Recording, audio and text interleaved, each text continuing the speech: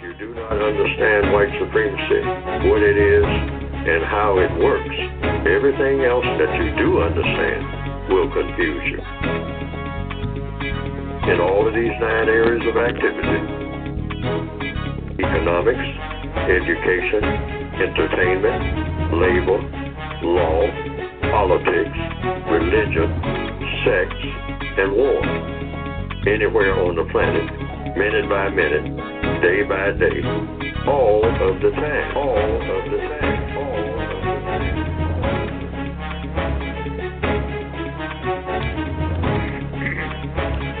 All right, let me say, excuse me, good morning to everyone that has tuned in to today's broadcast of the Counter Racist Code Show with Mr. Neely Fuller Jr., also known as the CRCS. I am your co-host, Mr. Bobby, and we are glad to have you aboard for the February the 16th edition of the Counter Racist Code Show. If you have any questions for Mr. Fuller, you can simply dial this number, which is 516-453-9921. When you do that, please, ma'am, please, sir, give your name to the call screener so that it can come up on my screen and I can give you a proper introduction. I would ask, ma'am, sir, that when you do ask Mr. Fuller a question, please make it brief and short so that Mr. Fuller can fully understand your question and answer it, your question or even your VGQ. I know sometimes people really want to express something, but they have a tendency to be a little long, and then the point may not, the point can be obscured. So please, ma'am, please, sir, do that.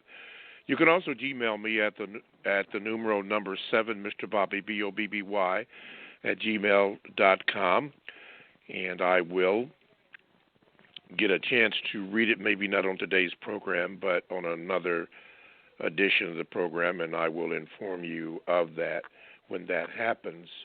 Also, when you call in, ma'am, when you call in, sir, if you have a question, press the number 1 button, and you will get in line, and it's really on a first-come, first-served basis. You will get in line, and eventually your question will be addressed by Mr. Fuller.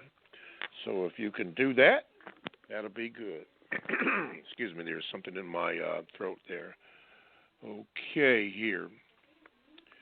Okay, so let me start off by saying thank you for my producers, or our producers, the Gatewood brothers. They make sure that we are up to par to where we need to be. All the books are in, and if there's any more news about that, they will inform me of that. I did check the other podcast to see if Mr. Fuller was on the Carl Nelson show, 1450 a.m. in Washington. I believe it's WOL, but I didn't see anything on there. But I have asked Mr. Fuller when he is on there to please let me know, or he puts it on his page, which is at producejustice.com, to let us know what he's going to be on there, and all other relevant information is on that page. That's producejustice.com. So you might want to look that out. Okay. Chat room is open, and we have a few people in there. Thank you for that. And let's see, JMCL 5078 finally figured out how to get into the chat. He said he had to log in to activate the chat mode. So if you want to do it that way, you can, and get on. And sometimes I get an opportunity to read that. Okay. All right, Mr. Fuller is on the line, so let me start off. Mr. Fuller, good morning, and how are you this morning, sir? Good morning. I'm still learning. You are still learning. Very, very good. Okay. Let's do this. Let's start off with our phone calls. Let's go to the 516, and that's Greg in Florida. Greg, let's get you on here. Okay, Greg, you're all in. Go ahead, Greg. Good morning, guys. Hope you guys having a good day today. My question for Mr. Fuller is, Mr. Fuller, I understand that in a system like supremacy, white men have it where they are allowed to get away with everything based on the system they set up for themselves. But I'm just curious to know what you think spiritually as to why God allows them to reign and do what they have done with no,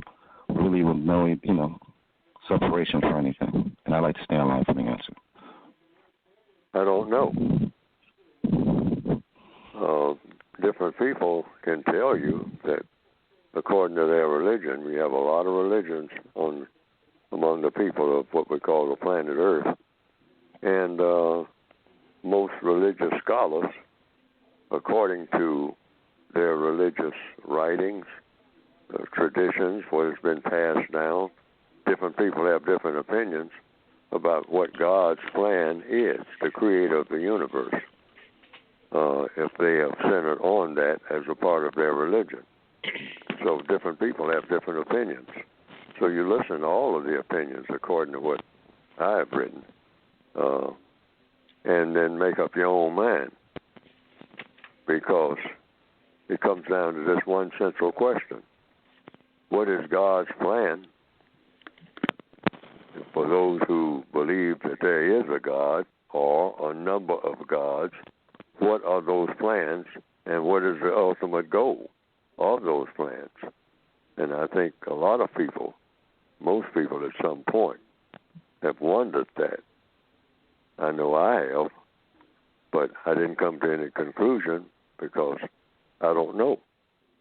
I simply don't know. I don't know really why we are here in order to emphatically say what we're here for. Different people have different opinions according to the writings that they have preceded them, or they've come up with their own opinions. So anybody's opinion is potentially valid of why did the creator of people create people, and what are we supposed to be doing? This creation called people. So lots of things in the universe: stars, dirt, water, people, alligators. Why is all of this here? Why isn't everything just like it is on the moon? Nothing. Just dust. And it just sits there and does whatever the moon does as an entire body. And why is it there? Why is anything in existence at all? What is the purpose of existence, of anything? Of all of the millions and trillions of stars that people say are up there somewhere out there. Why do we exist? Why does anything exist? People have asked that question down through all the thousands of years that people have been here to ask the question. Birds, sun, moon, trees. What is all of this about? And so it comes down to the answer to the question that you're asking. I think everybody, that question has crossed their minds at some time or another, even if they didn't ask it verbally to anybody. It certainly crossed mine. What is all of this about? So it's still an open question, and people argue about it, and hopefully they can still discuss it, have conversations about it, and come to some conclusion if they can. But right now, the answer, truthful answer for most people on the planet is we really don't know. We're guessing. Okay. All righty. You're a wise man, Mr. Fuller. I appreciate you. Thank you. All right, Greg from Florida, thank you. And do not be a stranger there. Never. All right, thank you. All righty. Mr. Fuller, let me get this question in here. This is from a brother from England. Bear in mind that we have people from all over the world that do contact the show. This brother here, he's in the United Kingdom, but we have people in Japan, which is 14 hours ahead from this particular time location. Brother Lumumba is calling from another country, and Vorp is in the house, Vorp Light. JMCL 5078 is in the house. There are many in the house. If I don't call your name, don't worry about it. I got you on the chat here, so don't worry about that. Anyway, Victor Palmer has written this, Mr. Fuller. He says, I'm asking questions referring to page 262 in the revised standard, in the revised edition, on the 7th and 6th paragraph at the bottom of the page of the code book of the revised edition. The question was, quote, if I'm quiet continuously in order to do constructive thinking, how do I know the, quote, messages, end of quote, from the, quote, the source of all power, end of quote, has entered my motivational processes so I can achieve a constructive result through problem solving? How does he know that he's being motivated by all power, the Creator? Is that the question? Yes, that is the question, sir. Only he can decide that. No one can tell him what's motivating him. He'll have to stop and think about that, which he should. Why am I trying to do whatever it is I'm trying to do? What is my ultimate objective? And in my opinion, it's got to be something that is constructive or non-constructive within the frame of reference that he's using. And that's the best that he can do. Of course, that's just my opinion. But the best way to find out what the creator of the universe, meaning including him, himself, the person who's raising the question, anytime you correspond or interact with the creator of the universe can answer that question to you better than anybody else, whatever created you. So you raise that question to your creator or creators, according to some religions. You have a lot of creators, according to some religions I've heard, rather than one. But whatever it is, consult the source of what you think is the source of you. That's the first round. And then the next is to ask people, just like you're doing now, ask me my opinion, or someone else's opinion, or someone else's opinion. But you ultimately have to make up your own mind. Because it really comes down to what motivates you to do what you're trying to do. But you first have to center, more than anything, what is it you're trying to do and why? And everyone should ask that question. What is it you're trying to do more than you're trying to do anything else?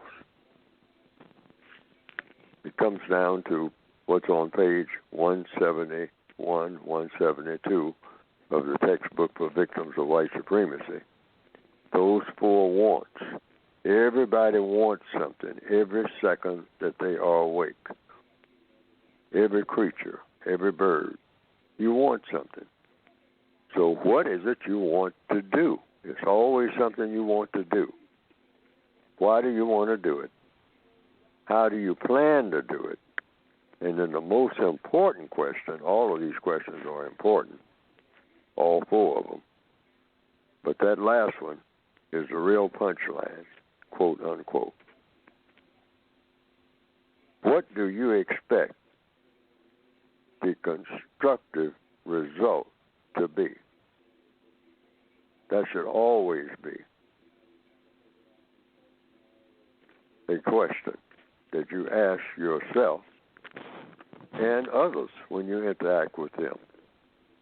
Everything that you're doing, what do you expect constructive, underline, constructive result to be, because whatever person does, whatever any creature does, should have a constructive result. And you should think about what you're trying to do right from the beginning, and what is it going to produce when you finally through with doing it.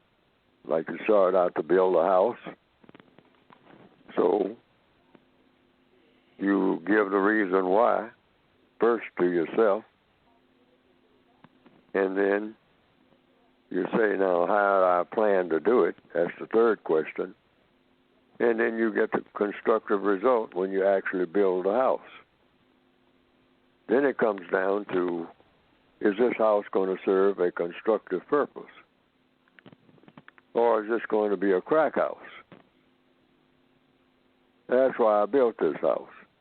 I'm going to distribute drugs and have people doing things that usually happen that's associated with the distribution of cocaine, and see if that's going to produce constructive results here in this block, in this neighborhood, or among the people who come here and pick up my product.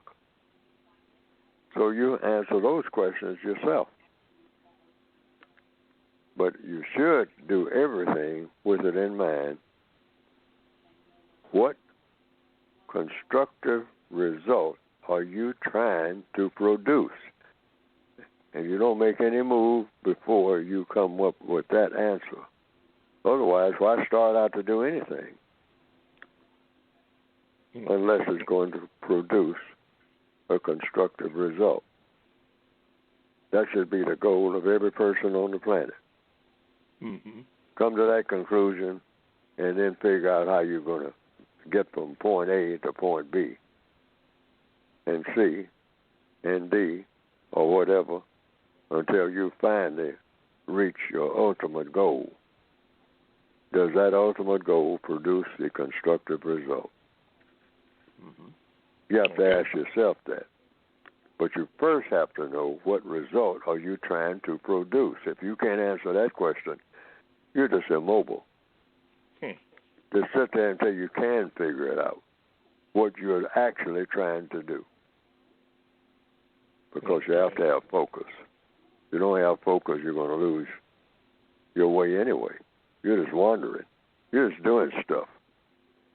Learning stuff, just to learn more stuff, just to learn more stuff. And you never produce any result from everything that you learn. Lots of people do that. Yes, sir. All right, Brother Plummer from the UK. Questions answered there. And I already tell you, you don't have to be a stranger. You already know, but thank you anyway. Okay, let's go to the 223, and that is Darnell in New York. Darnell, you are now on. What is your question for Mr. Fuller this morning? Good morning, Mr. Bobby. Good morning, Mr. Fuller. Good morning, sir. Good morning, sir. Mr. Bobby, I have a VGQ if it's okay. Yeah, go ahead. Just make it quick. You're in. All right. The VGQ is titled The Rhetoric versus the Reality. The system of white supremacy creates one basic condition under which all who are powerless must live. It makes us sharecroppers. We work at jobs we care nothing about so that we can buy food, pay the rent, and buy clothes. We're paid enough so we can stay alive and work and make money for somebody else. That's life in America. We work to help somebody else get rich. In return, this employer gives us enough to keep us reasonably happy. We are told that this is the American way of life, and we are very fortunate because unlike others in the world, we have free speech, free elections, free religion, and a free press. And we believe that we are free, just as we believe that emancipation was a gratuitous act on the part of Mr. Lincoln. America is a country that is built upon principles of inhumanity. Is it not inhuman to put a price tag on food, thereby prohibiting one from eating it if he does not have money? Is it not inhumane to put a price tag on a roof over one's head, thereby making it impossible to put any individual outdoors and without shelter if he or she is without money? Is it not inhuman to put a price tag on the facilities and medicines that can make a man well, thereby making it possible for that man to die if he does not have money? Yet these are the conditions that masquerade under the names of democracy and free enterprise. Where is the humanity in the system where the greatest power, glory, and honor goes to those who have amassed huge sums of money? Where is the humanity in the system which confers status upon those who have wealth rather than those who have character? Which confers status upon those who have power rather than those who have integrity? Where is the humanity in the system that allows a child to be bitten by rats while the dogs of their children wear clothes costing more than families earn each week? Yet it is this kind of country that we are expected to love, honor, cherish, and obey, and die for when necessary, and it always seems necessary. Why? Life is more than working at a job you hate to buy food, pay rent, and buy clothes, and one day die, having enjoyed nothing and loved no one. Yet this is life as America defines it. 2 weeks vacation a year you have to love, to live, before relinquishing your life again for another year. But the American rhetoric hides the American reality. America says life, liberty, and the pursuit of happiness, and does everything to see that you don't have it. America says freedom and justice for all, and herds the slaves off the ships. Thank you, Mr. Bobby. Thank you, Mr. Fuller. Okay, Darnell, thank you. And again, you don't have to be a stranger. Mr. Fuller, there are many people who listen to the show weekly. The list keeps growing. And when you mentioned the term, or I mentioned the term VGQ, for those who do not know, could you briefly explain to those who are new to the program, what is VGQ? It's a term that I invented, and it's designed to keep black people from arguing, having arguments, any type of argument, about race, racism, or counter-racism. That's what it's specifically designed to do. Victims Guaranteed Qualification, VGQ. You're guaranteed, logically speaking, or should be guaranteed. Well, I'm saying it's the correct thing to do, and I think if anybody would examine it, you're qualified. If you're a victim of white supremacy, you are qualified to say anything that you choose to say about race, racism, or counter-racism. Counter-racism meaning being against racism. As a victim, you're qualified. If you're a victim of racism, you should be able to say anything that you want to say about your status, condition, as a victim of racism. You don't need to walk around, or you shouldn't, or you should raise questions about having somebody authorize you as a victim to have to get somebody else to say what you want to say about what your condition is, or any opinion you have about what has made you a victim. Just by being a victim, you should be able to say anything about your status as a victim, about your condition as a victim, about somebody else's condition as a victim, in your opinion. You should be able to say, maybe not do everything that you want to do, but you should be able to say, without anybody criticizing what you said about race, racism, or counter-racism. Racism never should have existed. So if you have become a victim of racism, directly and indirectly, in any area of activity, economics, education, entertainment, labor, law, politics, religion, sex, and war, just by being a victim, you should be able, without anybody criticizing what you have to say, you should be able to say anything about race, racism, or counter-racism, about what you think ought to be done against racism. You should be able to say anything about whatever style you're going to use or whatever philosophy you're going to use to fight racism. You should be able to say anything without anybody criticizing your viewpoint. And when you voice your viewpoint, according to what the code says, say, for example, a person voices his or her viewpoint about race, racism, or counter-racism, and then someone would ask me, for example, what is my reaction to that person's opinion about race, racism, or counter-racism, I am duty-bound under VGQ codified law. If I'm going to make a comment, say one thing, just one. He said what he said. Or, in the case of a female, she said what she said. And I don't make any other comment. That's it. Now, this is designed to keep black people from arguing with each other, getting into shouting matches. Sometimes they escalate into violence. Black people just talking about racism and their viewpoints.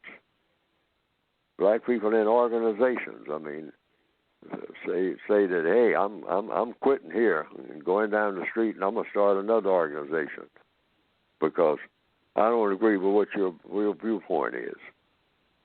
And the other person says, well, I don't agree with what your viewpoint is about our condition.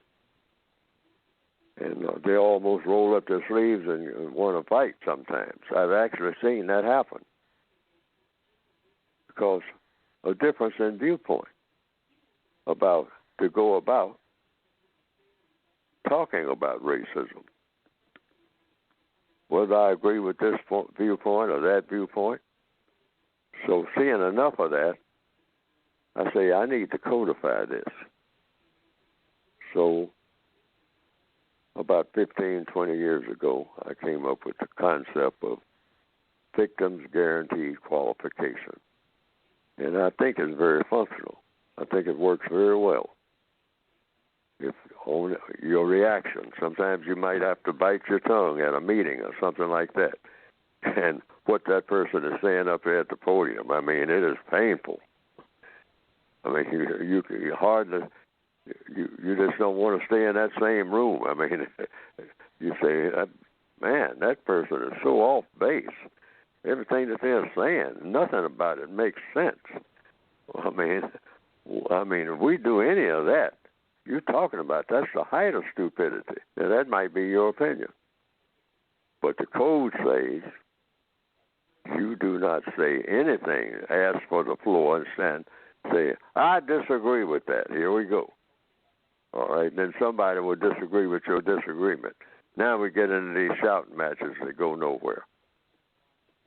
Because here's a bunch of prisoners of war squabbling about their status as prisoners.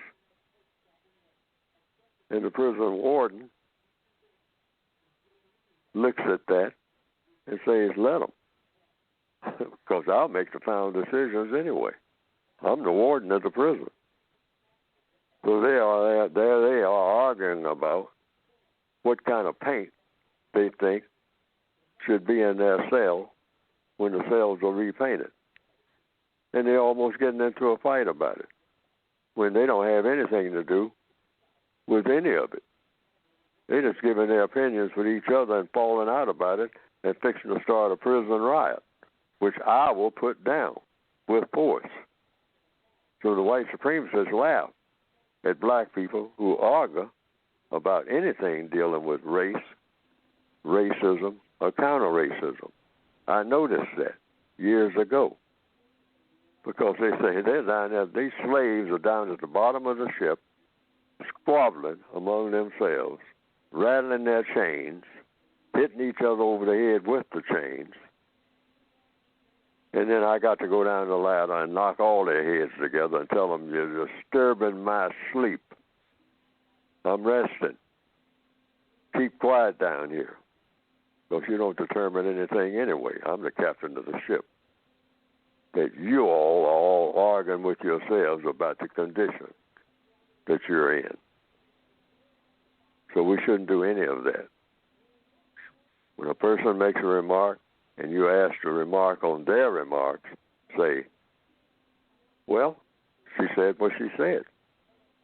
End of story. What do you think about what she said? I think that she said what she said. And stick with it. Don't deviate from it. Okay. And it'll go a long ways. Okay, at this point, Mr. Fuller, we have to pause. Let me do this. For those of you who have just come in, you are listening to the Counter-Racist Code Show with Mr. Neely Fuller, Jr. I am your co-host, Mr. Bobby. To get in contact with the show, just simply call this number, 516-453-9921. And if you have a question or comment or VGQ, just press the number 1 button, and you will get in line, and your phone call will be answered in a rotation. You can also go to the Gmail. The address is the numero 7, Mr. Bobby, BOBBY, at gmail.com. More than likely, your Gmail will not be read today, but in a subsequent program, it will be read, and I will inform you of the date and the time that it will be read, so you can rest assured on that. The chat room is open. You can go there if you'd like and read the chats from different people. I have regulars in there. As a matter of fact, the chat room is tremendously busy, so if I do not call your name, but regular people are in there, and I have called a few names, you can look at some of the chats that are being in there. Some of them are quite compelling, but you can simply do that if you would like to do that, or you could listen. Also, when you do call in, please, ma'am, please, sir, give the call screener your name so that I could properly introduce you and get you going then. And I would ask this, ma'am, please, sir, that when you do ask your question or give your VGQ, please do not be long with it. Be brief, so that Mr. Fuller can understand if you're asking a question or if you're making a statement. Just be brief so that we don't lose the content of that. So hopefully you will do that. To my producer, Mr. Gatewood, Robert, see if you can get Moon Pie back, because I got him on my screen as not there. So I'd like to have Moon Pie on there. Okay, we will read some Gmails, but right before we go there, we're going to go to the 443, and that is Brother Muko. Let me see if I can get him in. Brother Muko. And maybe congratulations might be in order, sir. I understand you got your FAA license. Very good, sir. Absolutely. Can you hear me? Yes, sir. Go ahead, Can I be heard? Okay. How you doing, Mr. Bobby? How you doing, Mr. Fuller? Yes, you are right, Mr. Bobby. Here in Baltimore, where we always be more codified, got my flight license. I would encourage every non-white person listening to this broadcast, get your children to get their flight license. We got an all-black flight school. It's called FIG Flight School. You can go online. It's called FIG Flight School again. And I just had a question for Mr. Fuller.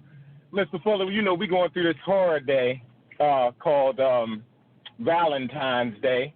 Could you express for my care units all around the world how important the use of the word love is? And that word, you discuss it in your word guide, I believe is, hold up, let me look at my page real quick. I'm sorry, I'm in the car. Page 211 of the word guide about the word love. Can you please expound on that for the care unit and how important it is to examine the meaning of that use of that word when other people use it? Excuse me. Page 211. Yes. Is that where sir. I have it? The word guide. Yes, sir. Oh, yes, the word love. Love, it says here, what I've written here, use this word with caution. Do not use this word to describe any condition that now exists between the people of the known universe. Instead, use terms like affection, affectionate, caring, concern, considerate, cooperative, helpful, supportive, etc. to apply to speech and action between persons, creatures, and or things that produce a constructive result. Do not use the word love to apply to such speech or action when others use the word love. Ask for a detailed explanation that you can easily understand. Now that statement or suggestion, I'll read again.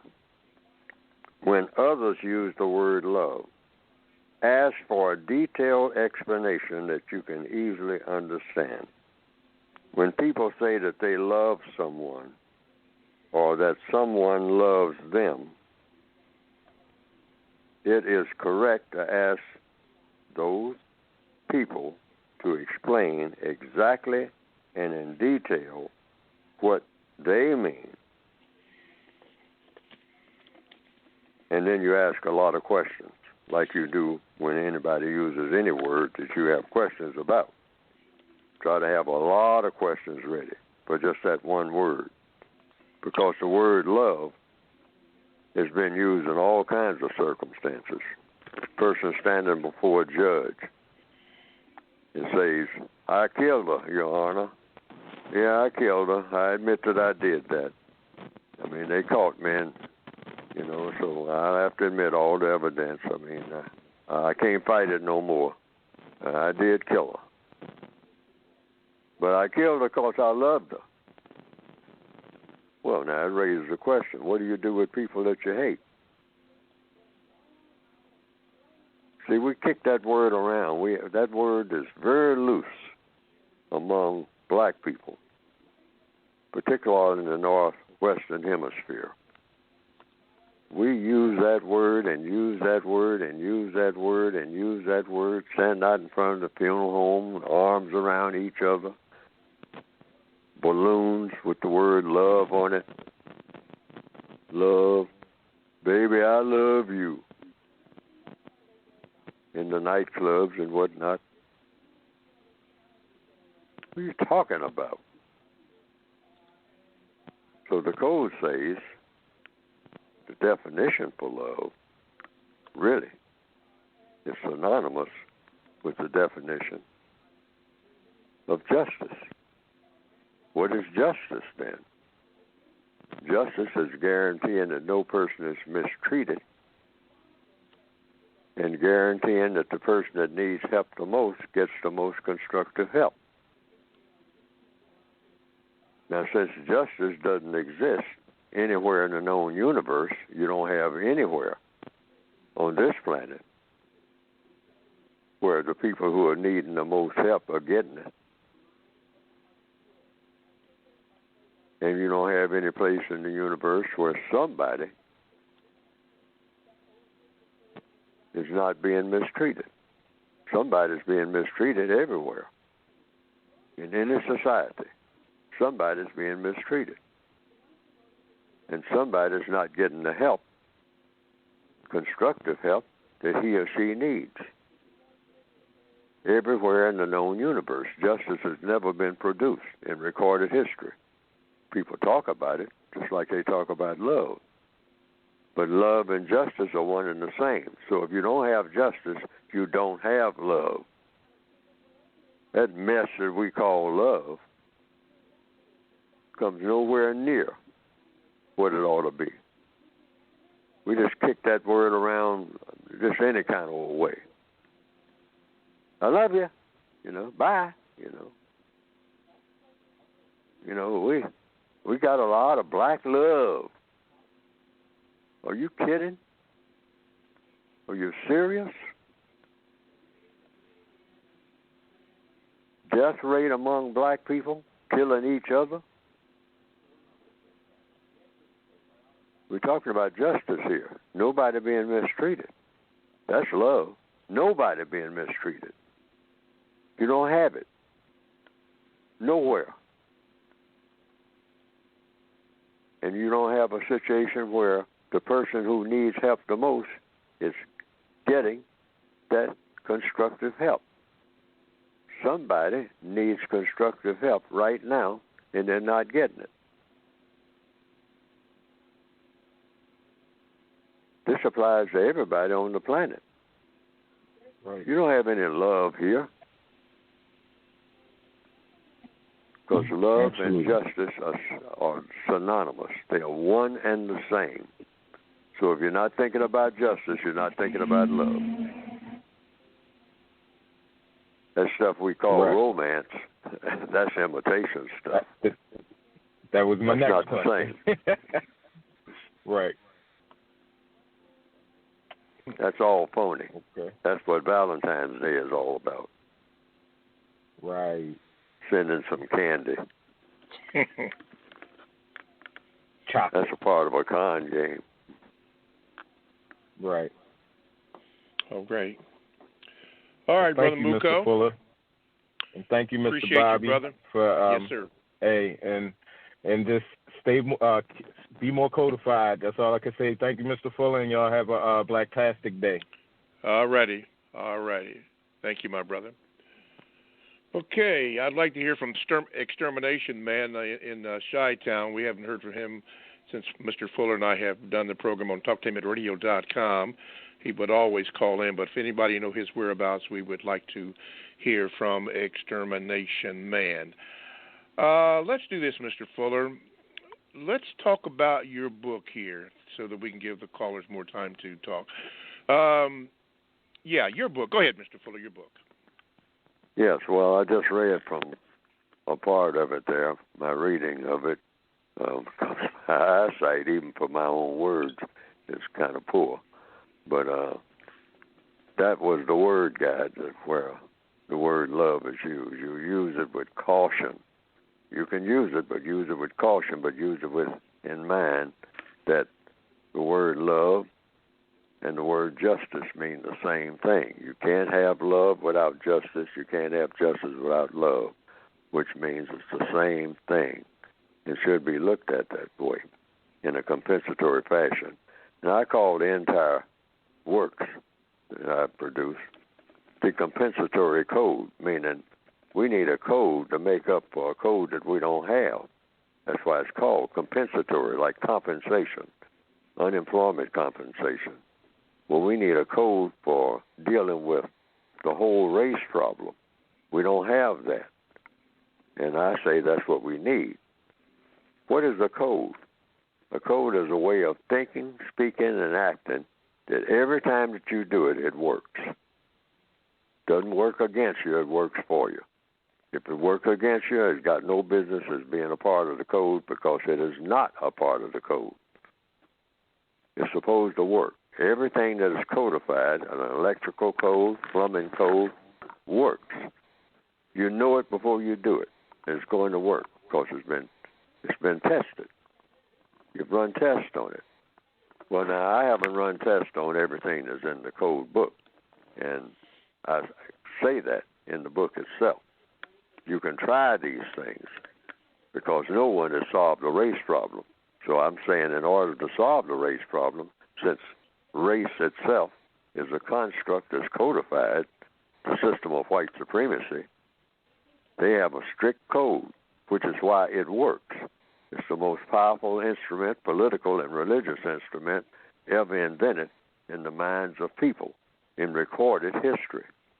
Nothing has matched it yet. Nothing is more powerful among people than the system of white supremacy, and it's well codified. Certain things that a white person will do, certain things that a white person will say. That works always in support of the system of white supremacy, which is why you have white supremacy being so powerful. It's codified. Certain things they do, certain things they don't do, and they stick with it. Why? Because it works. Black people have nothing compared to that.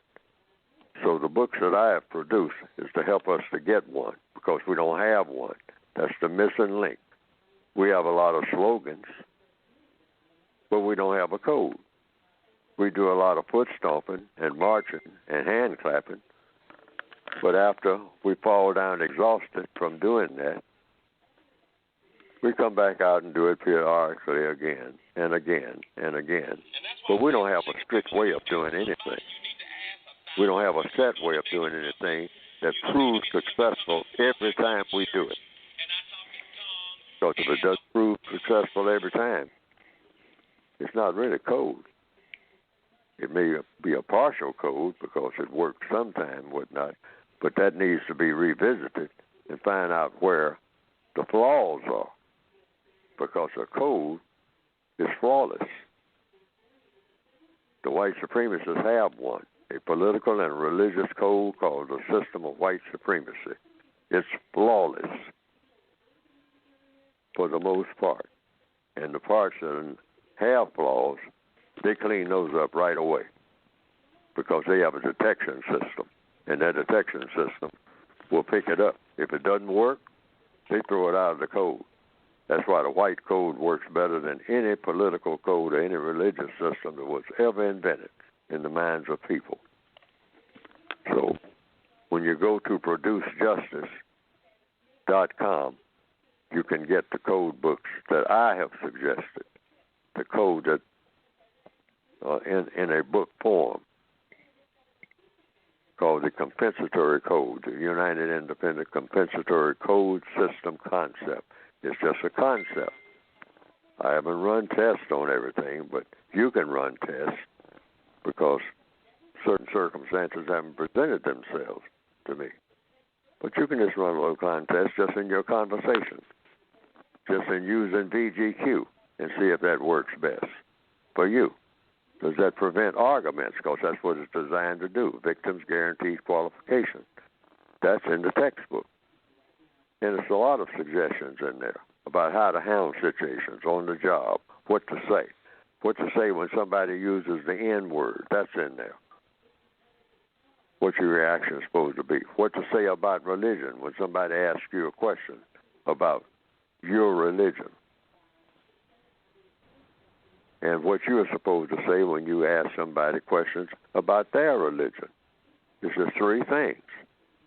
And these are designed to keep from getting into religious arguments that can go on forever. Barbershop religious arguments. You get into one of those exchanges of views and you walk out, you come back 18 years later, they're having the same argument. Now, what's the difference between an argument and a conversation? The difference between an argument and a conversation is an argument is designed to win arguments. A conversation is designed to solve problems. So that's why we have a word guide in the compensatory codified counter-racist system. Because everything here is supposed to be dealing with, first of all, we're getting rid of racism. Because you have to get rid of racism if you're going to get rid of all the other problems. Because racism will mess up everything that you do, whether you're white or non-white, regardless of what your intentions are in any area of activity. Racism will mess it up before you even get started. So you have to get rid of racism in order to straighten out anything on the planet between people, because you're going to run into that color problem. That's going to stop everything in its tracks. But you can get it, the volumes, by going to producejustice.com. Now, it's in 2 volumes, basically. That's the 2016 basic volume. And the word guide is actually an extension of the 2016 volume of the revised, expanded code book. Mm-hmm. Okay. Go to producejustice.com. All right. Thank you very much, Mr. Fuller, as we proceed on today's program. Going to the Gmails, this coming from For Real says this: peace and blessing to you, Brother Fuller. I was reading the article about the Asian student who attempted poisoning his roommate at Lehigh University recently. Very interesting. He was a chemist major. He wrote to his roommate the N-word, get out, and put poison in his water, food, and mouthwash. He pleaded guilty to attempted murder and other charges. And also, China stated that by the year 2025, they'll have the ability to produce enough synthetic rain or snow to cover half of their country in order to produce better crops. Mr. Fuller, can you offer a VGQ on how white supremacists poison the globe, and significantly target non-whites? Thank you. Only what I read and hear about or see on television, just like I guess most people. That's where I get my information. As a prisoner of war, I get my information basically from the white supremacists, either directly or indirectly. So they do that. They're known to use poison against non-white people or allow poison to present itself, diseases and whatnot. And they do react to it according to whatever they think they should or shouldn't for their own reasons. So that's just another way of doing things to do harm, because the whole purpose for the system of white supremacy is to dominate and mistreat non-white people. That's the whole purpose for it. For what reasons? Well, for the reasons that everybody seeks in one form or another, using whatever device they have to use it. So the white supremacists decided that they want the three things that everybody wants, but they want to do it by dominating and mistreating people of color. So what are these three things that everybody wants? When you say everybody, meaning what? People? Yes. And all the creatures? Yes. Birds, alligators, elephants. They want three things. They want fun, glory, and material comfort. You see a herd of elephants, lying down near some water or in some mud. They're seeking material comfort. And sometimes they're thrashing around in it, rolling around. Elephants. Mud flying everywhere. They're just rolling over in it. And that's fun. And glory means you have the appreciation of others. So it's fun, glory, and material comfort. Now, the white supremacists are no exception to that.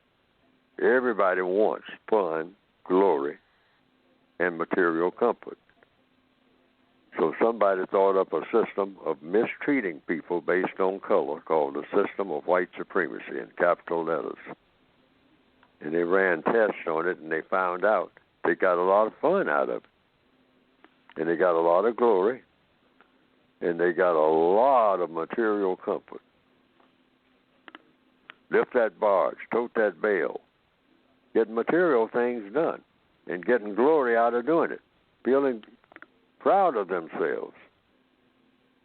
I whipped this Negro, and he got out there in that field and picked that cotton like you wouldn't believe. And boy, look at everything that I've gotten from the benefits of all that cotton being picked and that tobacco being processed. And I'm sitting here sipping my mint julep, and I got this negress fanning me. Boy, I got fun, I got glory, because they all bow down to me. I get my glory from that. I feel good about myself when they do that. Yes, master. No, master. Maybe so, master. Whatever you say, master. Boy, that makes me feel good. That negress fanning me, fanning these flies while I sip my mint julep. Fun, glory, material comfort. Everybody wants that. They found out a gangster way of doing it successfully, better than anybody's ever done it. you need to be put out of business. That's not the way to get things done. They invented a thing called white supremacy to do it. Most successful operation for dominating and mistreating people ever in recorded history. But it needs to be replaced with a better system. Theoretically, what would that system be? A system of justice, meaning guarantee that nobody's mistreated, and guarantee that the person that needs help the most gets the most constructive help. Now, it's never been done. People talk about it. People give all kind of lip service. Tons of books have been written about the production of justice, but people don't take it seriously that it can be done, because there's no point in replacing one rotten system with another one, which is what has been going on this planet since there's been a planet. So we need to seriously try to replace the system of white supremacy as first order of business, the most powerful system of government on earth, with the system of justice, and be serious about it, guaranteeing that no person is mistreated, and guaranteeing that the person that needs help the most always gets the most constructive help. Okay. All righty. That's what these books are about. Mm-hmm. Exactly. Which people can obtain the books by going to Produce Justice. ProduceJustice.com. Exactly. How do we go about doing it? As an individual person, and I want to emphasize that the book is designed for the individual person. What you do each and every day, wherever you happen to be, if you're classified as non-white, how to handle all the situations that you encounter, some type of guide. All righty. That right there is going to conclude the first hour of the Counter Racist Code Show with Mr. Neely Fuller Jr. We got about 2.5 minutes before the hour ends. But just wanted to say thank you for all of your calls, your VGQs, your statements. Also, the chat room is blowing up, and it's really good today. You might want to get in there and see what's happening there. But we thank you for your calls. For those who have to go in the first hour, those who are waiting for the second hour, you will be answered. I got Joe in Holland. I got Nicole in Maryland. Holler from Dollar Bill in New York, got him. And more of the Gmails, all that. Yes. So you helped make it a good show. So, Mr. Fuller, thanks you, and I thank you. Don't be a stranger. For those who have to go, stay tuned for the second hour of the Counter Racist Code Show with Mr. Neely Fuller, and we'll do about 7 seconds, and then we'll jump right back in.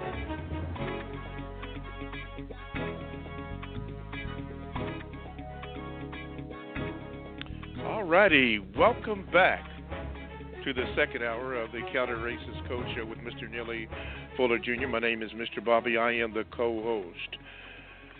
If you'd like to call into the show, please, ma'am, please, sir, dial this number, 516-453-9921, and be sure to depress the number 1 button, and you will get in line.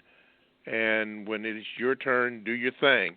I would ask, ma'am, I would ask her, when you do have your question or a comment, VGQ, which was explained in the first hour, please, ma'am, please, sir, make it brief. Please be brief so that Mr. Fuller can answer that question and we can proceed on with the show.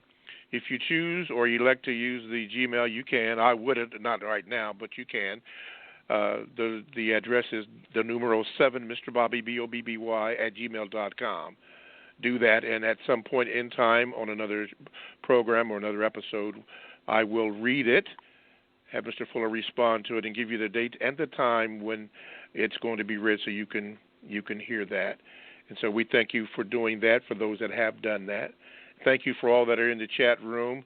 Chat room is many people are in there. Very, very good. Very good. All righty, so let me do this. So again, thank you. Hopefully Mr. Moon Pie will be back on. we can get him in there. Hopefully, Robert, you'll contact him, tell him we miss him, or at least I do anyway.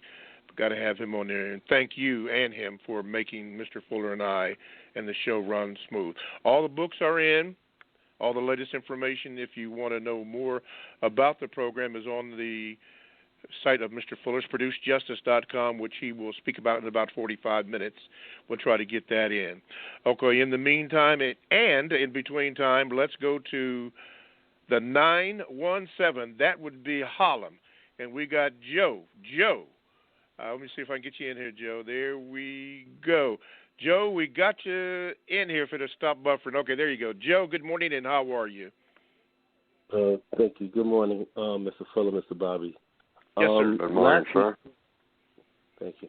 Last week I had asked about the importance of a counter-racist language, and your answer was satisfactory to me. The question this week I have is, can you counter racism without a counter-racist language? Yes, I guess so, but I doubt it. You got to have a language. Racism is held together with words and backed up by force, by physical violence. That's it, words and physical violence. When the words don't work, then the physical violence is used. That's the principle of the system of white supremacy. Deceit and violence. These are the tools. They use words to deceive, because when you deceive people, you're confusing them. And a person who is confused can always, or will always, be mastered by a person who is not confused. That's just the law of the universe. If there's 10 people in a room and a fire breaks out, I've given this illustration many times, and only one person out of that 10 knows where the fire exit is, that is the person that is least confused, and in that room, that is the most powerful person in that room. So the white supremacists, their technique is to go among the dark people of the world and confuse them. Confuse them about what? All 9 areas of activity. What are those 9 areas? Economics, the use of time and energy. That's what economics is. So they confuse them about how you use your time, how you use your energy. And then they confuse them, what? In the other 8 areas. Education. Teach them just enough to be of service to you. And you use words in the classroom and whatnot that will guide them in that direction. Teach them to glorify you. Okay? And they will wind up doing that. And so that's a part of the education system that they will set up. Have their ideas of what's valuable, which ultimately means they are valuable, but you are valueless. The education systems they set up. Now, they do it in such a way that you're confused about what they're doing, but that's what they're doing basically. Teaching you how to be a servant to whatever they're doing and making you a person who is going to be mistreated to that system that they're setting up. In entertainment, they only lead you in a way that your entertainment is non-constructive. We see that everywhere. They will finance black people in any type of entertainment that is going to have a non-constructive result. It's going to be detrimental, either directly or indirectly, or it's going to be simply non-constructive. It's not going to produce anything that has constructive value. And teach them to go in that direction. And then labor, law, politics, religion, sex, and war. You confuse them with your religious activities or whatever religious activities they already have. You go in and put your spin on it if you're a white supremacist in order to cause confusion. and in order to have them, through their religion, serve you and what your agenda is and guarantee it. And they do this by confusion. And what are the instruments of confusion? Words. How you use words. What is important and what is not. Valentine's Day. Come out and buy the products that I'm selling on Valentine's Day. And we're confused. And we say, now, what is Valentine's Day? Well, it's all about a saint called St. Valentine's. It's a religious thing. And it's all about what? Love. But you will buy these products in order to express your love. What products? The ones that I produce. And I'll have you buy them and distribute them and say that you have expressed, quote, unquote, love, causing confusion. It has nothing to do with that stuff that they sell. It has to do with justice, because that's what love is. Love and justice are one and the same. And on this planet, it doesn't exist. Why? Love doesn't exist because you don't have justice. And justice and love being one and the same, people being mistreated all over the planet, everywhere. And people who need help the most are not getting it everywhere. So you don't have any love anywhere. You can have affection, you can have caring, but don't call it love. That word is too important. Now, am I answering the question or not? One thing about codification is sometimes when Fuller is answering a question, he drifts away from what the question really was. So you have to watch Fuller when it comes to that. Hello? You watch everybody. Otherwise, you have confusion. And that's the one thing you never want out of anybody that you're talking to. You definitely don't want confusion, or you're confused enough if you're black. You don't want no more added confusion. Hello? Yeah, go ahead. You're good, Mr. Fuller. Oh, you can hear me. Can you hear me? Yes, sir. Yeah, we can hear you. Am I answering your question? That's what I was going to say. You said you doubt, so I guess that is the answer. You doubt that it can happen, that you can counter racism without counter racist language. So. Yeah, that was your original question. That's it. I mean, no, you have to have words because, see, you have to study words. And the code says every word that you hear somebody say, that person who is saying that word, not somebody next to them, should explain what the word means. You have to really watch that. I mean, each and every day, wherever you are, on the job or wherever else, or at a meeting, people just throw words around. Just buckets of words. And what you do is slow everybody down, see, because people have a way of fast talking. I mean, there are old stories about the fast talker coming to the small town, the city slicker. And he does a lot of fast talking, all right, selling some type of phony medicine or something that doesn't cure anything. But when he gets through talking, everybody's buying it. Why? Because the words are confusing. The words have nothing to do with the medicine, which is nothing but water with some syrup in it. But he says it'll cure anything. Cure cancer, do this, do that, do that. He's using words. And the people get confused by the words. But if they analyze what's in that bottle that he's selling, it's some syrup and water.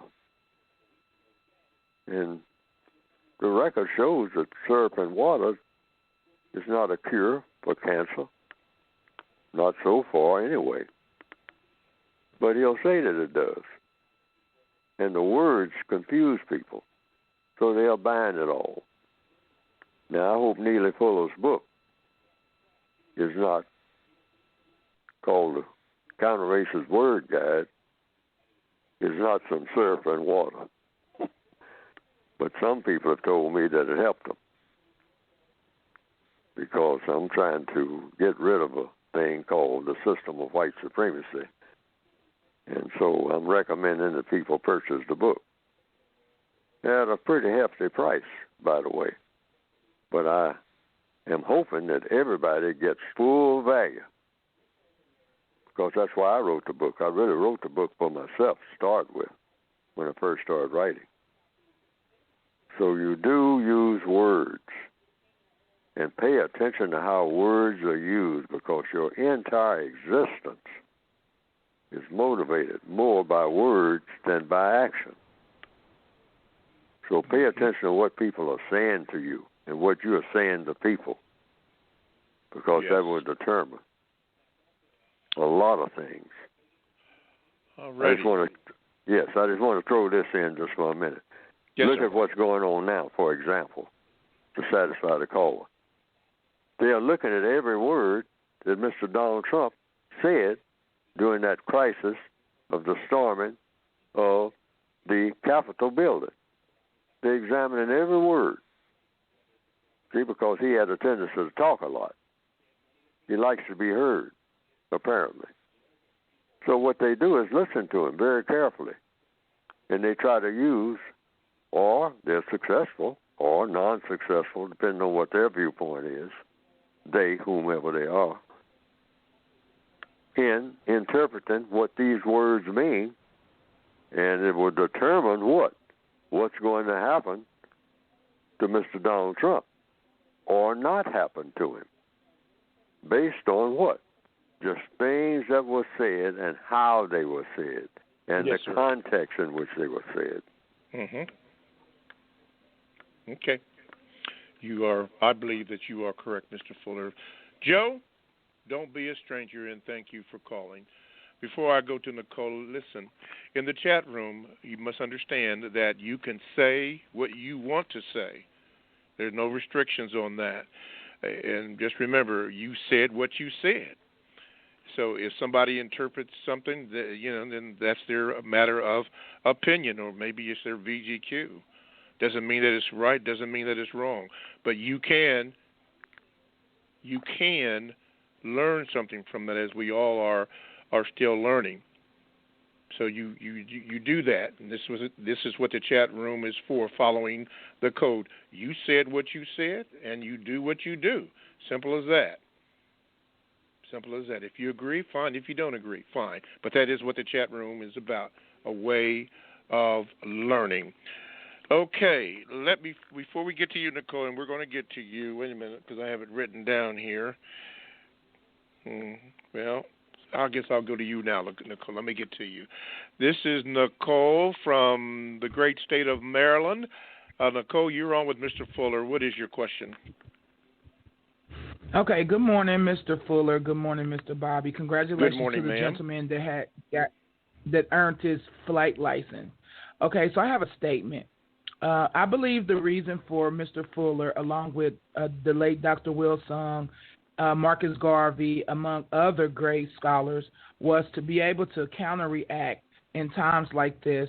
For example, recent White House events should have sparked mass petitions to all systems that have used melanin DNA people to redress a grievance, to actually receive reparations to secure our third generation compared to their eighth generation. And I said that because my daughter, who is 20, and she's a door-to-door saleswoman, and she was in Georgia, and she was at a restaurant, and she said, Mama, she's like, these kids keep looking at me, and the people keep on talking about Anna. I said, honey, Anna mean ain't no niggas allowed. I said, so I'm going to need you to safely get up and walk about the establishment and find somewhere else to eat, seeing that you're by yourself. So I'm grateful that Mr. Fuller is producing, excuse me for lack of terminology, the book that he's producing, so that once I get my hands on it, be able to educate my daughter or my generation of kids or grandkids on how to decode stuff and be safe in any environment in which they live. And that's what I had to say. Okay. All righty. Thank you very much, Nicole. And Mr. Fuller, once again, tell our audience where people can get the book. You can get the book by going to producejustice.com. And what will come up on the screen, I haven't seen it recently myself, but it's 3 volumes there. Now, the 1984 volume, the ones with the computer design on it, that was the original. Some people want the original, but there's an updated volume there called, in the center, A Compensatory Counter-Racist Code. That's a revised, expanded edition of the 1984 edition. It covers just about everything that's in the 1984 edition, but it's got more in it. It's a thicker book, and it's got more items, more suggestions in it, more material in it, more quotations in it in the back section. And both books are segmented into 9 areas of activity to guide a person in economics, in education, entertainment, labor, law, politics, religion, sex, and war. And you only use what works for you as an individual person. That's why the books are invented in the first place. I needed something to tell me what to do each and every day in every circumstance that I might find myself in, what to say on the job when a person approaches me and says this or does that. I mean, some idea about how to conduct myself, which is what black people really need. Conduct yourself in a way that always works for you, not against you. And so that's what the books are written for. And then there's a word guide telling you what words to use, what words to ask questions about. You ask questions about a lot of words, because a lot of words don't really have the meanings that they should have. So you ask for explanations from the persons who use the words. And these suggestions are all in there. So that's a word guide. That's an extension of the basic 2016 edition called the Word Guide. Yes. Counter-Racist Word Guide. But you can get them by going to producejustice.com. Okay. It's supposed to be problem-solving books. Books about problem-solving, where the individual person can solve your own problems wherever you happen to be on the planet. All righty. Thank you, Mr. Fuller. Very good. Okay, we're going to go back up into the great state of New York, and we're going to get some holler from brother we haven't heard for a long time in the 646 Dollar Bill.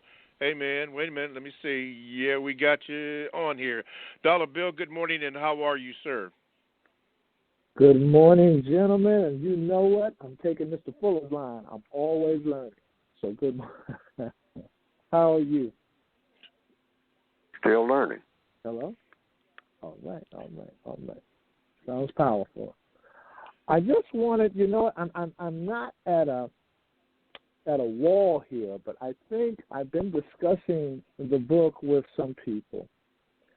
And to make it short, I mean, you highlight so many things about the racist man and racist woman in politics, in economics, education, entertainment, labor, law, and politics. And I'm going from the original version where you list all the things that they do, that they're able to do. And you have in the other sections where you're talking about the what, the why, and the how, when you says practices asking people the following questions. So we should practice asking those things. You kind of gave me the how, the what. I understand what your aim was when you wrote the book. I understand kind of why you wrote the book. But my question is really surrounded on why in all of these years hasn't it happened? Why aren't you able to use the book, and why hasn't the system of racism and white supremacy been eliminated by this so-called code that is written in your book? It's because people we're kind of trained to go with what's popular. And how do you find out what's popular? What's popular is whatever the white supremacists say is popular. The white supremacists validate black people. So if the white supremacists say, now this is the black person who is, really on point. This is the black person who can really tell you what the real deal is. And they focus. See, we have a tendency, everybody's influenced by the newspapers, by what's on television. So out of sight, out of mind. If you don't hear about it, if I don't hear about what's going on in Sumatra, and it's not on television, teachers are not talking about it in a school, and nobody's mentioning it, what's going on in a place called Sumatra, the average person won't know where Sumatra is because it's not in the news. It's not being talked about. People are not sitting around in hotel lobbies discussing it. People are not in classrooms. It's not in the newspapers.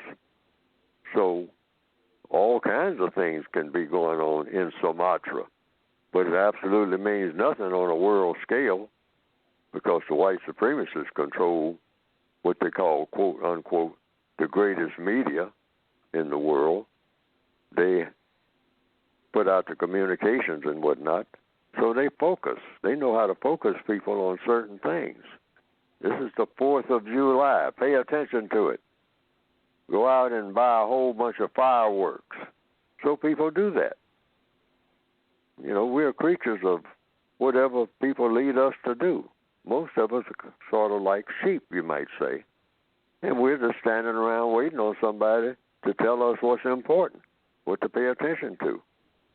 So that's the logical answer to me, because I'm a creature of that. I come and go and ride this bus because somebody says this is the best bus to ride. So everybody else says, yeah, this is the best bus to ride. I mean, don't catch that bus with that bus line. If you really want a nice, easy ride and be where you want to go on schedule and whatnot, you get with this bus line or this airline. So if I hear enough of that, I say, well, yeah, I got to go somewhere. I want to be there on time. I don't want to be tired when I get there. They say they got better seats on this bus. This is the only bus line that got these seats where you can really stretch out. And you can put stuff next to you, without disturbing somebody else. Hey, this is a real luxury thing. So that's the train or the bus or the airline, whatnot, that you will most likely catch. And the white supremacists control everything when it comes to non-white people along those lines. So it's the same way with information in answer to the question.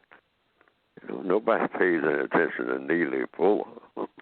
What's he talking about? How often do you hear his name? And when you start hearing his name, when Neely Fuller start hearing his name in what you call the popular media, that's when I get shaky.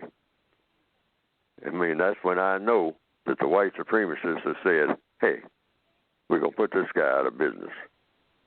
We're going to give him his little 15 minutes of fame, and then he's going to evaporate because we're going to see to it that he evaporates.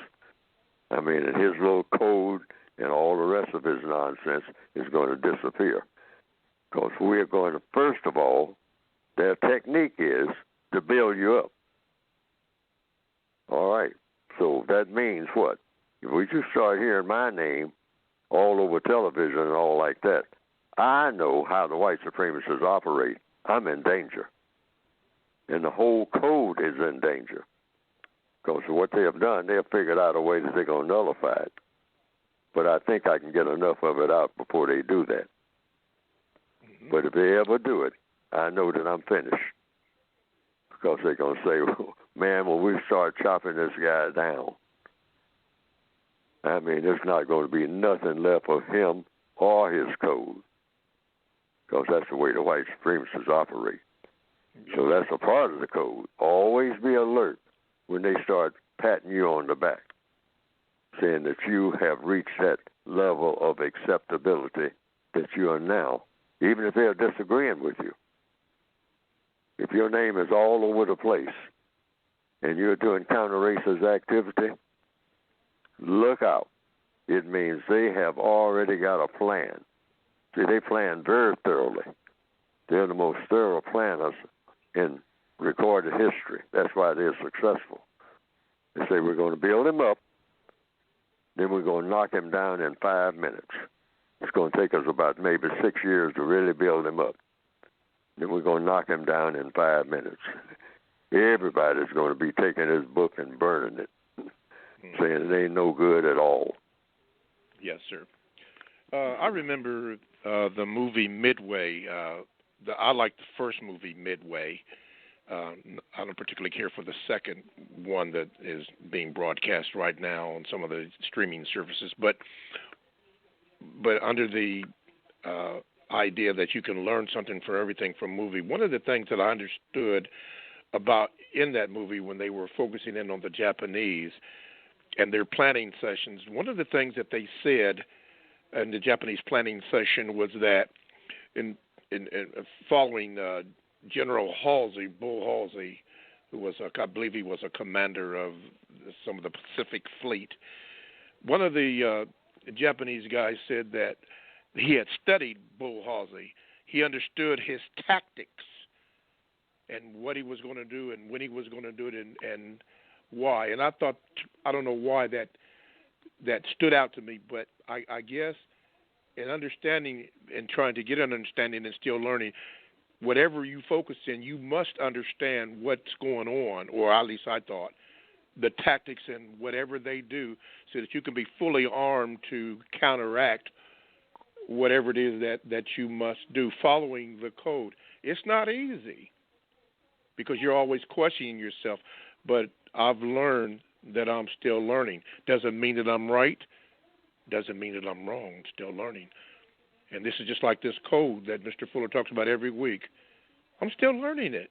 I don't know everything there is. I'm still learning it. And that's the beautiful thing about it. I'm still learning it, just like some of you. Dollar Bill from New York, thank you. Don't be a stranger, my brother. All right, let's go here. Let's go to the 760. And that, I cannot pronounce your name, but all I know it's in California, brother or sister. Let's see if I can get you on here. Okay, you are on. Go ahead, please. You're on with Mr. Fuller. Good morning, Mr. Bobby. Good morning, Mr. Fuller. Hey, how you doing? Good morning. Okay. Yeah, the name's pronounced Kwaku. Okay, Kwaku. My bad. Thank you. No problem. My question was, one thing I often notice is the divide between Africans and African Americans and how poorly they can treat each other. I wanted to know why this happens and how we can go about fixing it. By a code. See, once everybody starts following the code, it means if you're following the same code, then the disagreements disappear because you're following the same code. You're not following each other. That's another thing. We have this thing about, well, who's your leader? Codification is about you being your own leader. And so what is leading you? Neely Fuller's code? No. Because Neely Fuller's code is based on what? Logic. Logic came with the universe. 1 and 1 is 2 for everybody. So you're not agreeing with someone else that 1 and 1 is 2 as a person. You're agreeing with 1 and 1 is 2 because 1 and 1 is 2 for everybody. And anybody who defies that may be having a mathematical problem. If they think that there's not a difference between two things and one thing, that they can add up a column of figures and just rearrange them any kind of old way. The same figures and come up with the same thing. Doesn't work that way. 1, 2, 3, 4. 4 is different from 3. 8 is different from 10. But if you start scrambling them just any kind of old way and think that you're going to come up with the same result, when you draw a line and add it up, and you scramble those figures, it doesn't work that way. That's a code. 1, 2, 3, 4. It's in that order. Now, what the white supremacists will do, they'll make a 301 and anything like that because they are masters of confusion. And that's how they manipulate people. They'll tell you what's important and what's not. And once they get your mind, they got it all. And so that's what codification is about. Mm-hmm. You follow the logic. You don't follow people. So it's not a matter of trying to get an African to agree with you or an African trying to get you to agree with him or her. Both of you should look at what works and what doesn't. Because in this universe that we're set in, there are things that work or they don't work. Mm-hmm. So everybody should concentrate on what works and what doesn't. Okay. And so that doesn't mean that you're agreeing with somebody else, some person, or disagreeing with that person. You are agreeing with what works.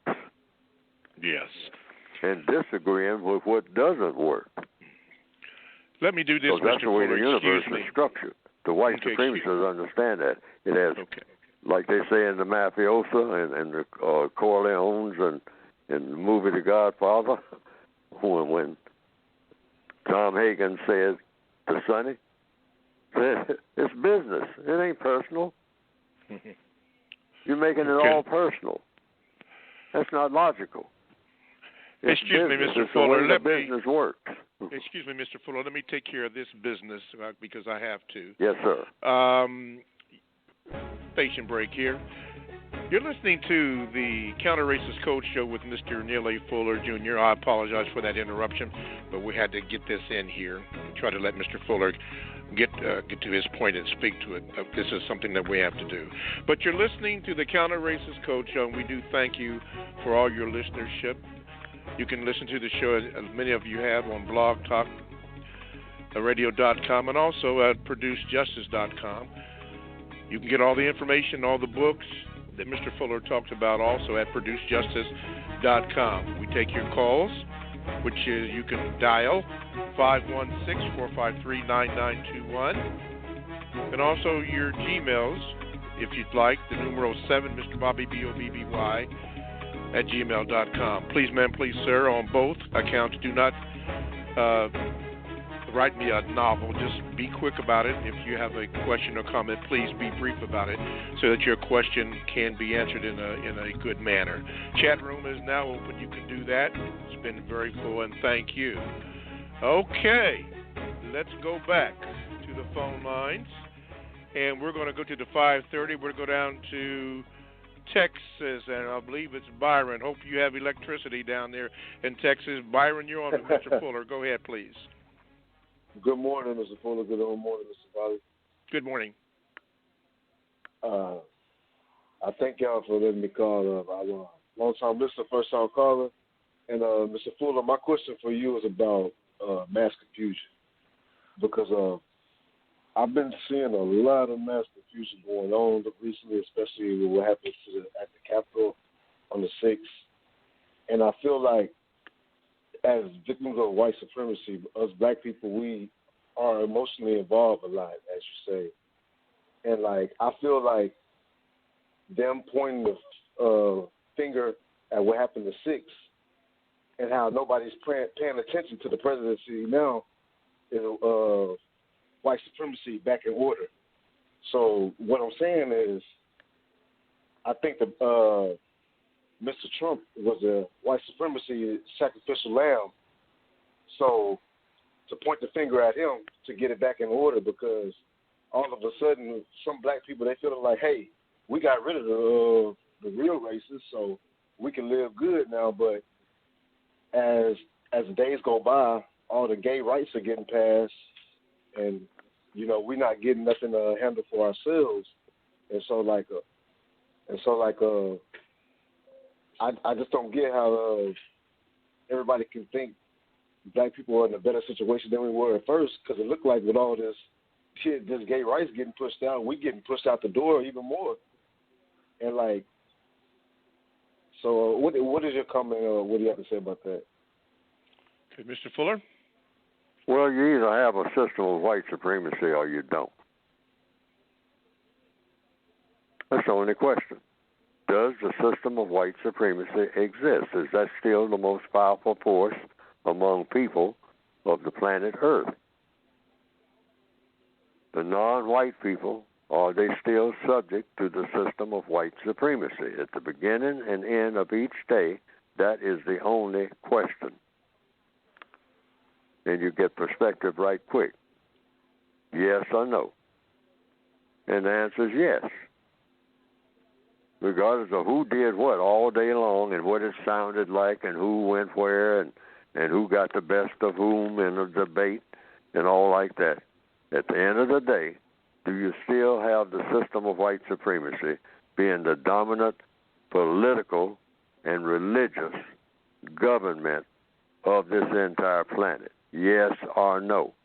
On any given Tuesday, Wednesday, Sunday, whatever. And the answer is either yes or no. At the end of the day, just add that up. Does the system of white supremacy still exist as the dominant influence in all areas of activity on planet Earth? Yes or no? And if the answer is yes, then all that other stuff is just a lot of noise. Any way you look at it. Now, you can examine the details of the noise because that's how you dismantle it. But if you're asking the question, do you still have the system of white supremacy, or has it been replaced with the system of justice? That's the full question. And if the answer is you still have the system of white supremacy and you don't have a system of justice, meaning, is anybody being mistreated? Because that's what it takes. You got to guarantee that nobody's being mistreated. And you got to guarantee that the person that needs help the most gets the most constructive help. Now, if you don't have that situation at the end of the day, then all the rest of it is just a lot of noise. Right. And right now, at this moment, we still have the system of white supremacy. That way you don't ever get lost. You never get confused. And you say that. You say that in any courtroom or any classroom if you're in a college or whatnot. Yes. You just hold up your hand and ask permission to speak and say, do we still have the system of white supremacy in place, Professor? After all of this talk for 2 hours about this and that and who said this and who went there and who discovered this, do we have this in place? Yes or no? And if the answer is yes, well then, back to the drawing board, because we need to get rid of this system. That's what we need to be doing in this assembly, okay, wherever it may be. Byron from Texas, thank you for your call, and do not be a stranger. Thank you very much. All righty, let's continue in the state of Texas, in the Fort Worth, where Jay is on the line. Jay, you are on with Mr. Fuller. Fuller, go ahead, please, sir. Yes, sir. Good morning, Mr. Fuller. Good morning, Mr. Bobby. Good morning, sir. Good morning, sir. First of all, Mr. Fuller, I just want to let you know that I really appreciate the code that you wrote, and I just want to say thank you for that. I'm starting to see, and I'm 33 years old, and I've been talking to some older people of color, and I'm starting to notice that it's a lot of comfortable people of color that just can't seem to realize that the system of white supremacy, racism exists because of the three things that you said, Mr. Fuller. They have material comfort. They have jobs that they worked at for 35 years and retired, but they work there, but they don't have anything to pass down to the next generation. Just a retirement check and maybe some some cars, a nice house, or something like that. And so it all reminds me of kind of like what I heard that Harriet Tubman said, you know, that she would have freed more people if they would have known that they were on a plantation. You know, they didn't know it. They got so comfortable. You know, and that's what I'm starting to realize, that the system of white supremacy is just that good. You know, and it all goes back to what you said in the code. So my question was, according to the code, how do we deal with these people of color that are just that comfortable that they just refuse to see that it's a system of racism, white supremacy that still exists today? By showing them that the system of white supremacy should be eliminated and that that's their purpose, just giving it as your opinion, that we are here to solve problems. In answer to one of the first questions on this program today, why are we here? We're here to solve problems. Well, why would you give an answer like that? That people are here on this planet and our purpose for being here is to solve problems? Why make that as a suggestion, that why we are here? Since, you know, everybody's got their different opinion about why we are here. And so I came to the conclusion, as a suggestion, we're here to solve problems. Now, what problem are we supposed to be solving to start with? Well, you start with the biggest problem. Well, what's the biggest problem? A system called white supremacy. That's the biggest problem. Well, why is that the biggest problem? Because it blocks the solution to all other problems between people. This thing about what color somebody is. You can't get nothing done without having to wrestle with that. That's the first order of business. So that's the biggest problem. So you always solve the problem that's right in front of you. So when black people realize that, and the only way they'll realize it is you just simply tell them. Codification is not to be preached. You start preaching to people, they get resentful. They resent it. I mean, that's just a reaction that people have, or dictated to. Now, this is something you got to believe, all right? Once you approach people like that, they back off. So what you do is just suggest that they look and see what you think that they should see, that you think that you see. So you just ask them. Put everything in the form of a question. What is the biggest problem? That's how you approach people when you talk to them. That's according to the code.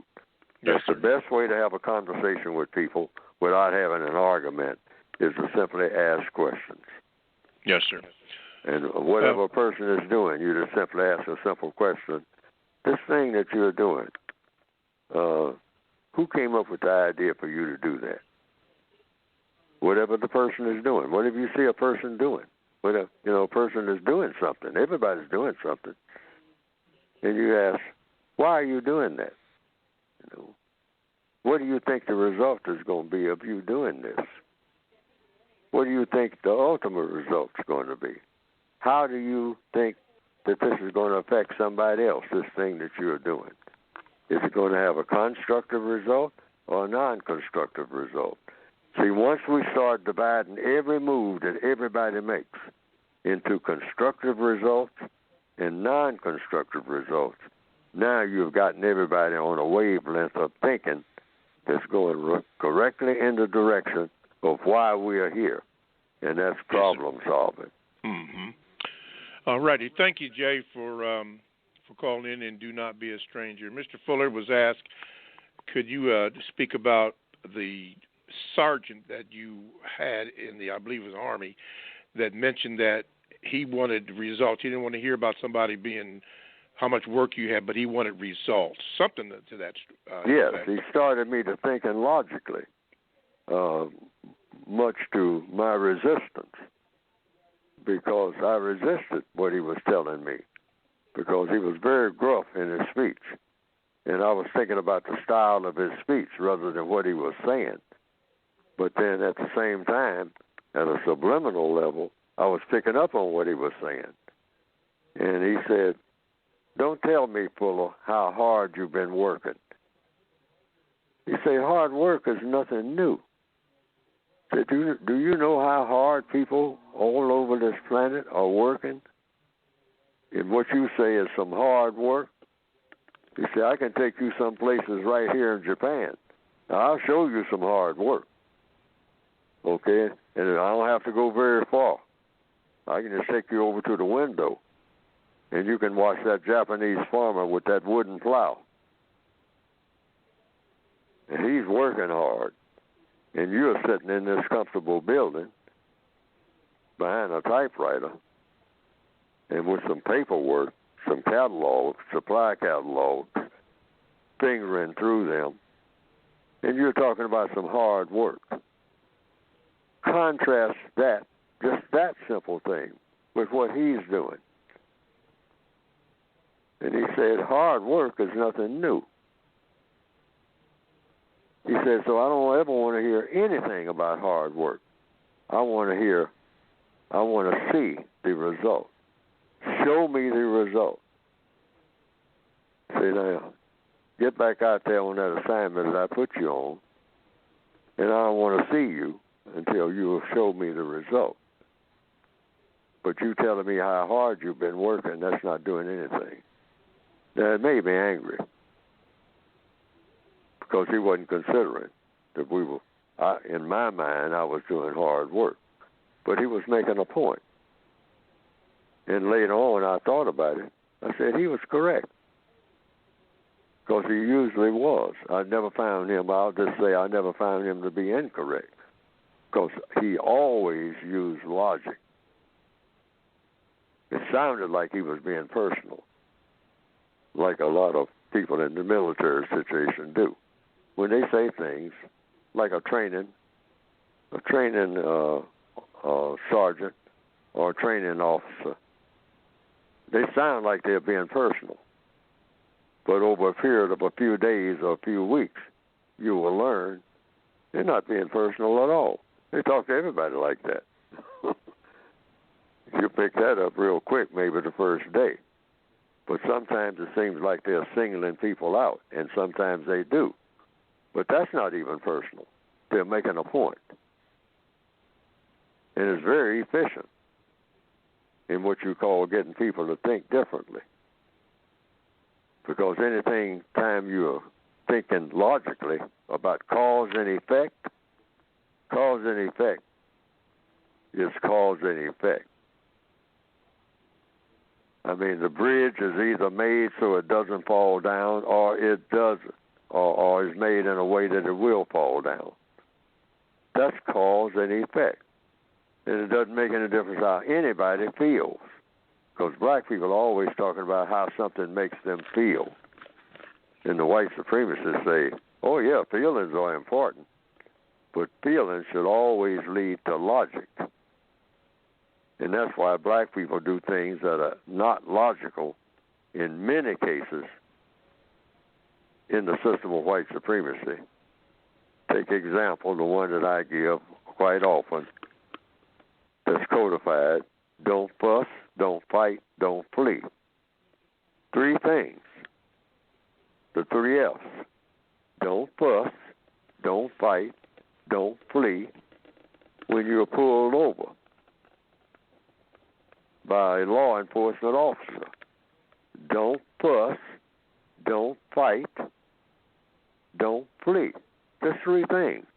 Now, you still might get roughed up.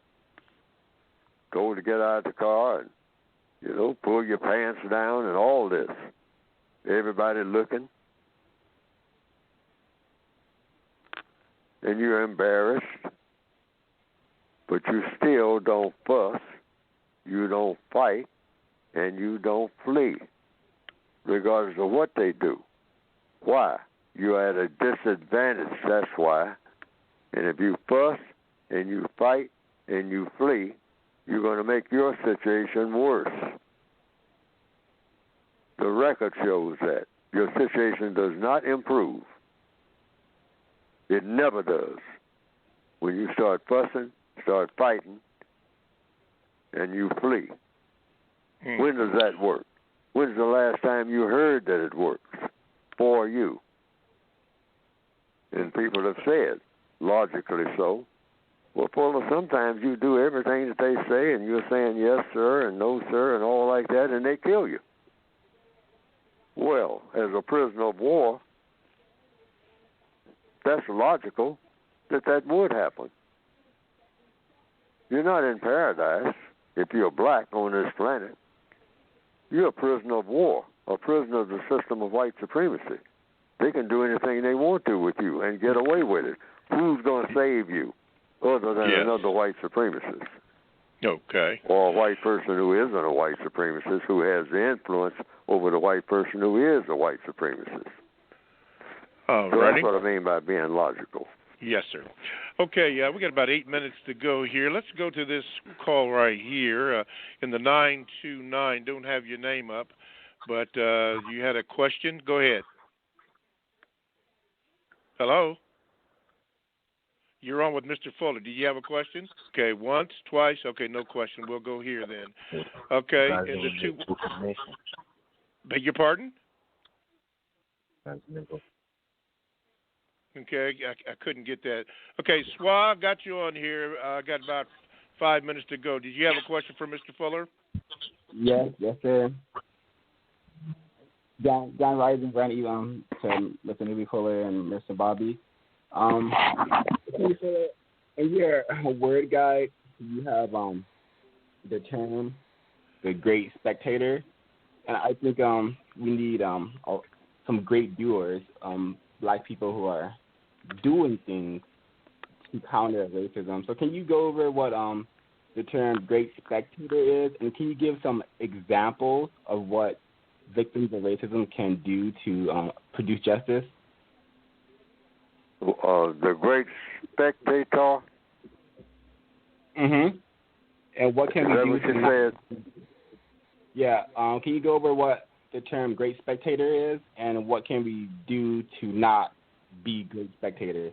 Great spectators. Well, black people mostly, because we have been put in that position by the white supremacists, we are great spectators. In other words, we stand back and watch, marvel at. And, we're all carried away by what the white supremacists do. The white supremacists say, I'm going to do this. I invented this, and come and get it. So we come and take a look. We're great spectators. We don't produce anything. We don't even think about producing anything. I mean, we just want to know, and we even say it to ourselves. I mean, what's the latest thing, man? What's happening? That's a common expression. Well, we know we're not making anything happen that makes sense. We know that. So when we say what's happening, we mean what are the white people doing that we need to go and take a look at? Great spectators. Ooh, look at that. As far back as you can remember. Man, you know what they got? Well, I'm going to L.A. Man, I'm going to leave Alabama. L.A. is where it's at. And write a song about it. I'm going to get me a bus ticket. I'm going to Kansas City. You got some crazy little women there, and I'm going to get me one. Great spectators. Always looking for the end of the road, hallelujah time. But not preparing anything, not doing anything. Great spectators. Black people are the greatest spectators on earth. Spectating means what? Sitting and looking. You go somewhere and get a comfortable position on a log and sit and wait for somebody somewhere to do something that will get our attention. And then run down the road, say, look at that. I'm going to see if I can go, look at that building going up over there. Let's go over there and see if we can get in. Great spectators. What's the latest this? What's the latest at? Well, what's the latest thing you do with your fingernails? What's the latest hairdo? Great spectators. Me too. I'm going to get me one of them. Back in the old days, the ambition was being a great spectator, go down there and look in the showroom at the latest what? Back in the 1940s. We all know about it, those who were that old, like I was, like I am now. I remember. Great spectator. Go down there and look at the showroom. Showroom of what? That auto dealer. What auto dealer? Cadillac, man. Cadillac. You see the new Cadillac? Yeah. Ooh. Ooh. Great spectator. That's what the great spectator is. All right. Spa, thank you for your call, and I don't have to tell you, but I'll say it anyway, don't be a stranger. Three things. Our friend Daryl has written in, and speaking about, Mr. Fuller was talking about results. He says there's a video on YouTube. It's called We Need Results, Not More Hot Air. This is with Mr. Neely Fuller Jr. and Dr. Randy Short. I would suggest that you might want to take a look at that. I think it may be of help. It's on the YouTube. I looked to it quite a few times, but it's called We Need Results, Not More Hot Air. The second thing is someone had mentioned about Donald Trump, but using codified language. Mr. Donald Trump has said what he has said, and he has done what he has said. That is his statement in counter-racist codified language. His period is that. You don't have to add to it. You don't have to take away.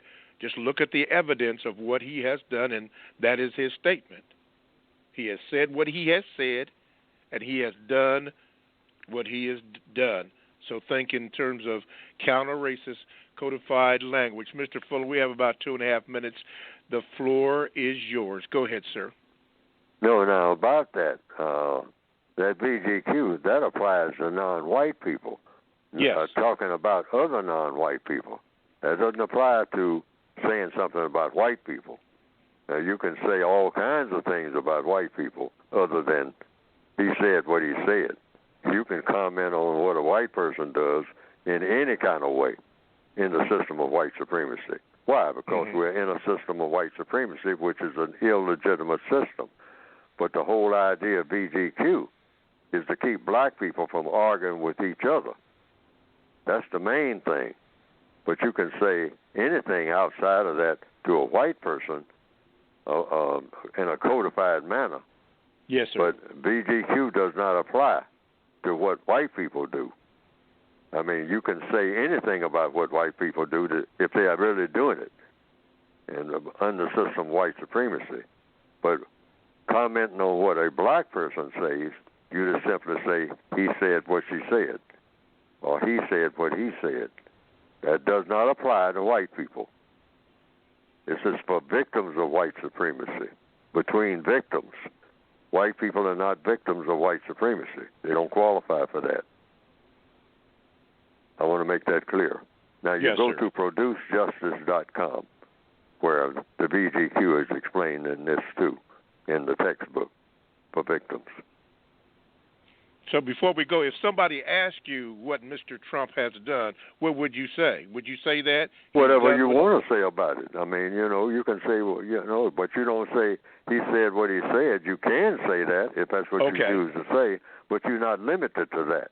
Okay, but when it comes to making a comment about what another non-white person said about race, racism, or counter-racism, you are limited to saying no more than he said what he said, or she said what she said.